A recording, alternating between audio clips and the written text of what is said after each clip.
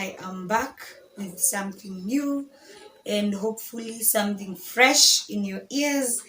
And hopefully we both enjoy this because I I think I'm onto something, I think I'm onto something.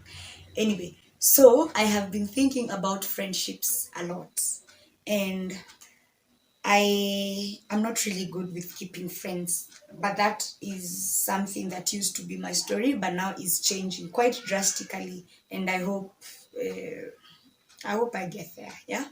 So in the process of this new perspective change, it happened when I was reading the Bible, and reference is the story of David. Now, I know the Christian community still has a long way to go to agree whether David is a good man or not, because some are stuck on the kind of choices he made. And I get that, but I think I am stuck on the good things he did. I think David was quite a good man. But anywho, we are not here to discuss about whether David was a good man in your opinion or not.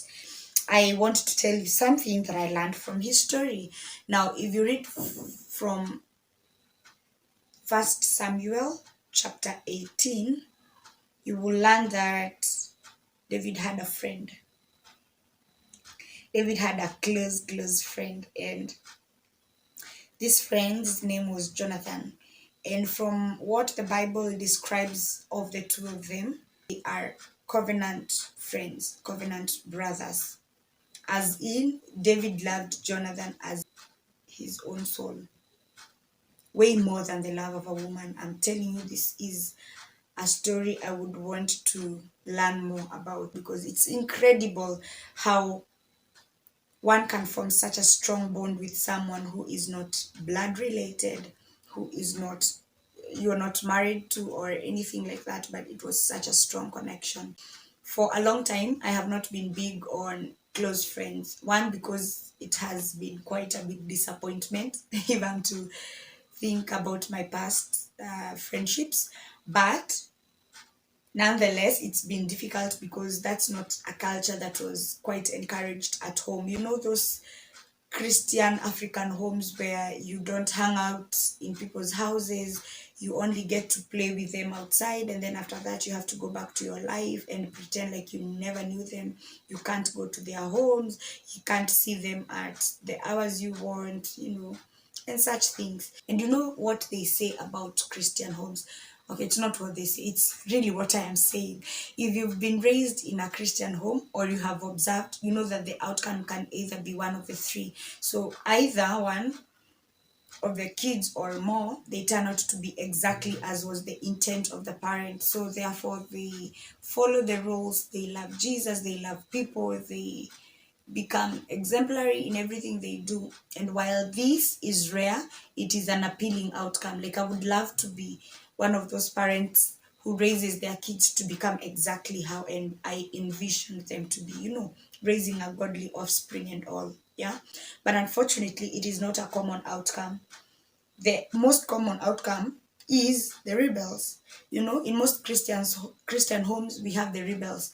I mean, these kids they will embarrass you. As a Christian parent, they will embarrass you. These are the children who decide they are going to either be atheists, Satanists, they will join the LGBTQ plus community, they will be alcoholics, they will be thieves, if that is what it takes to defy everything that you've taught them. They will look for any other route that is farthest away from what you have taught them. And some rebels are better than others, because to some they are just like, I'll believe in God, I just won't be going to the church you want me to. And I'm not here to discuss whether that's a parenting problem or that's a child problem, because one, I am not a parent and I do not know how that works at all. However, there is the third outcome, which is what I want to discuss about, because that is where I fall into. The people who hear enough about what their parents have said, and they take the cautions and they don't so much into consideration that they decide I will not do it anyway, As in, you have been told that this is such a big risk, it will mess up your life so much, so that you decide, I won't take the risks of life. I'll just keep playing it safe, because playing it safe means that I will never end up as the things that my mama or my papa told me that I would. Yeah, it messes you up.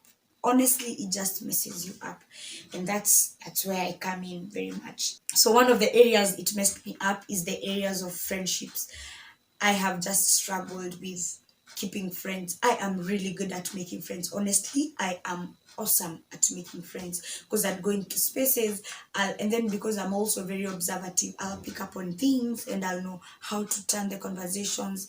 I pick up humor in literally everything. And so making friends is not an uphill task for me, but keeping them, my friend, let me tell you, keeping friends is very difficult.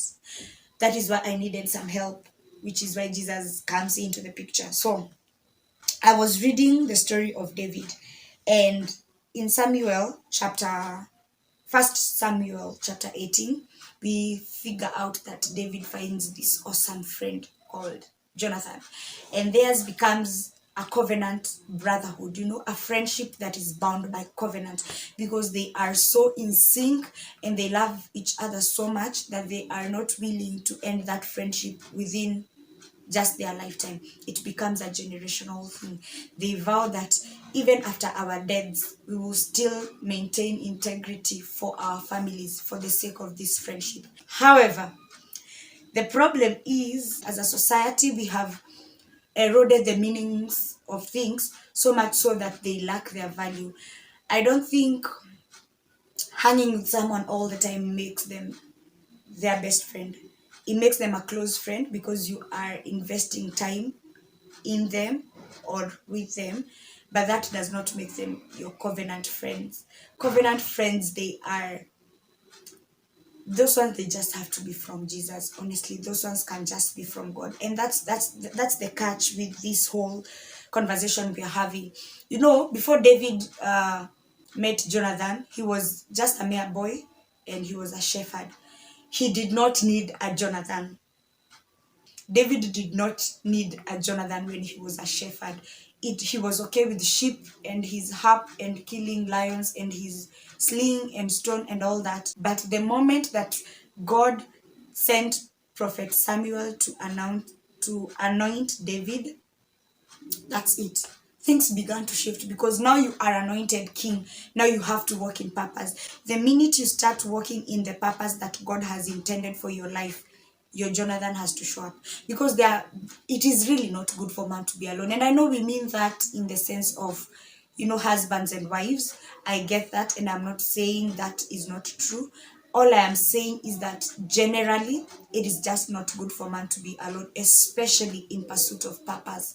So the minute that David was anointed king, God brought new opportunities. He brought the opportunity for Goliath, so that now David would be announced into the world. Then he brought the opportunity for David to be in Saul's palace, where now he was the happiest. And then now when he had something to do that was connected to his purpose, although he had not yet stepped into the fullness of his purpose as king of Israel, lingering around what was supposed to be his purpose. He was walking along the paths when he had something to do that was along the path of his purpose.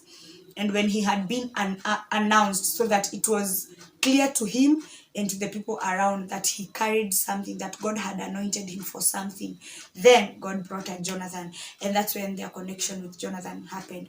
And so as much as I'm saying it's important to have friendships, I want you to understand that there is a season for friendships. There's a time that God will allow you to be in isolation, because it's a time for preparation. And there's a time that you cannot meet the good kind of friends, the healthy friends that will take you to the places you need to be, that will connect you to your destiny. There's a time you can't meet these types of friends because you are still not in alignment with your purpose. Until you have found that path, don't be so hung up on, oh, I need to find a best friend, someone we will ride and die together. No, no, no, no, no, no. It's okay to be patient. It's okay to walk that journey of discovering what your purpose really is. And that journey looks like seeking God, because only a potter knows what the vessel is for. So if I am a potter, if I create a pot, I know it's meant to be a pot. So along the paths where you now start seeking after God and seeking after the potter, the creator of your life, you now start realizing, okay, this is where God is calling me into. This is my purpose. This is why I was created. I'm created as a spoon. I have been functioning as a plate. That is why it's not been working. As you keep discovering that path, now God begins to align you in all the right places, and now you will meet your Jonathan. Because I don't think it is healthy to do purpose or to do life without a Jonathan. You need someone to watch your back, someone to protect you. You know, it's not just anyone you can call that will wake up in the middle of the night to pray for you.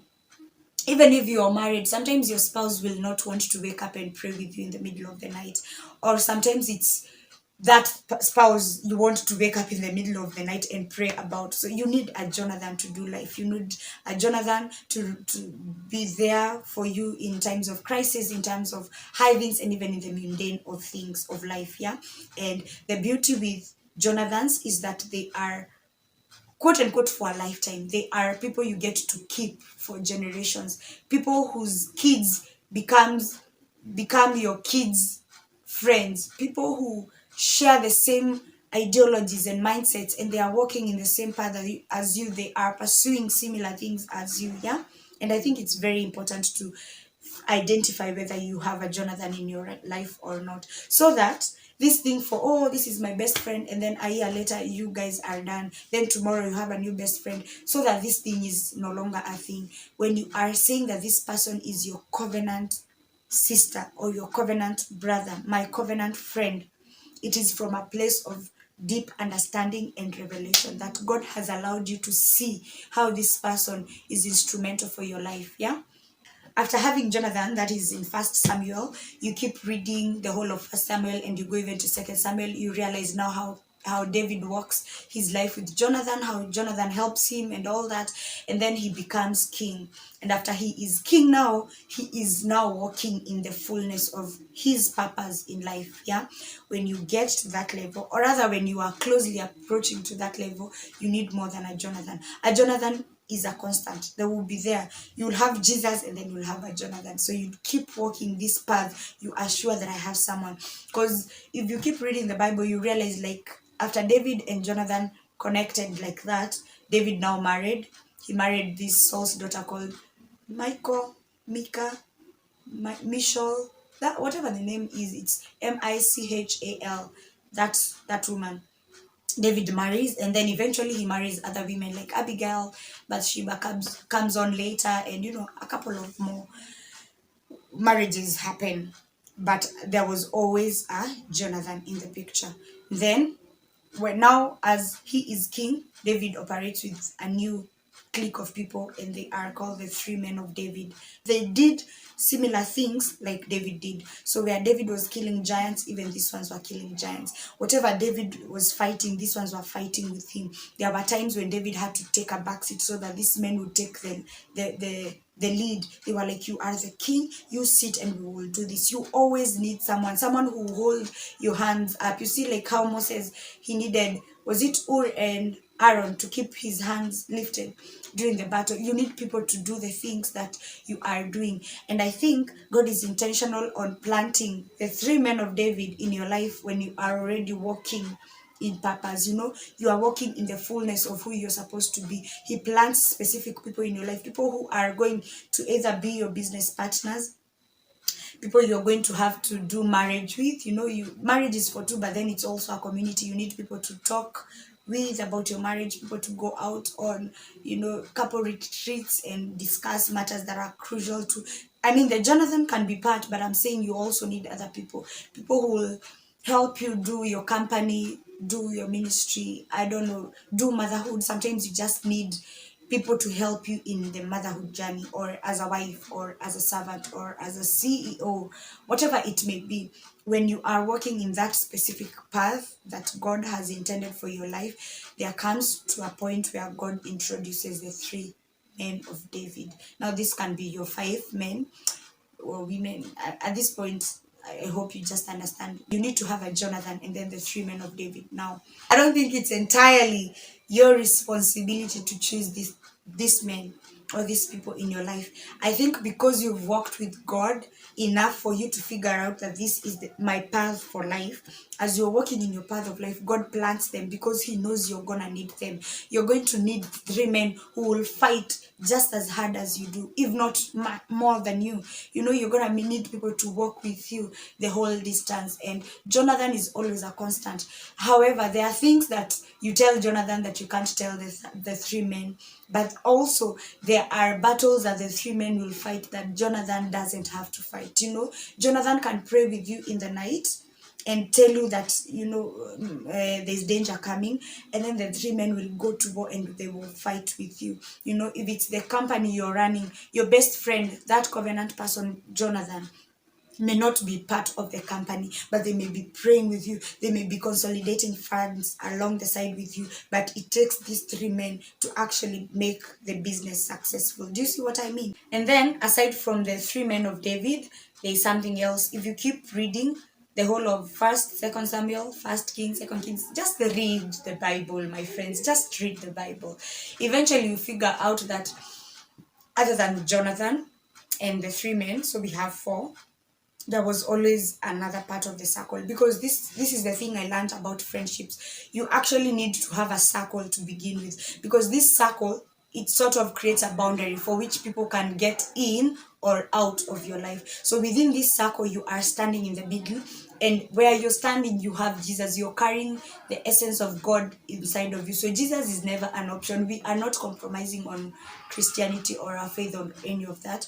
But as you're standing in the center, there needs to be your innermost circle. In that innermost circle, you are standing just like this with Jonathan. And then after Jonathan, now you have the 3. They are in your inner circle, just not the innermost. And then after the 3 men of David, now we had the 30 men. These 30 men were also warriors, and they were important in David's story because there are places that the 3 men and Jonathan will not go to. There are interests that these 4 people in your life cannot be able to meet. They may even be 10, but they may not be able to meet all those needs that you need. For example, if you are planning a wedding, it is not enough to have Jonathan and the 3 men. You're going to need a couple more people. So it's also good to have the 30. Now, the 30, they are a bit at arm's length, but they're still people that you have been selective to choose, because not everyone gets to be in your circle whatsoever. You know, there needs to be the public, and there needs to be those within your circle. But even within the circle, there needs to be a difference in the proximity to where you're standing, that is in the center of your own life. Yeah, so vet people who are coming into your life. You have to know if you want their morals, if you want the ideologies they have, if you share the same values and all that, you see, so that Jonathan is able to call you out when he needs to. He is able to support you. He's able to pull you out of situations. Best friends are not those ones for,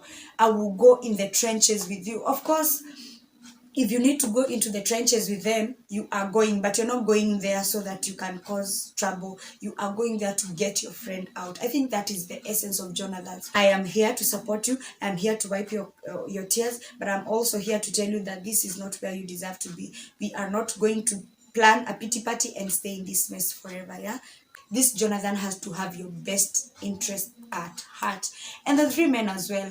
But then the 30, you really don't have to be 100% equally yoked. You can be with people whose mindsets are a bit different. They are pursuing different things in life, but your heart, you have a heart for them. You love them, you value them, you know they are good people. You know that you can maybe connect on different aspects. They can just be people you're connecting on matters life.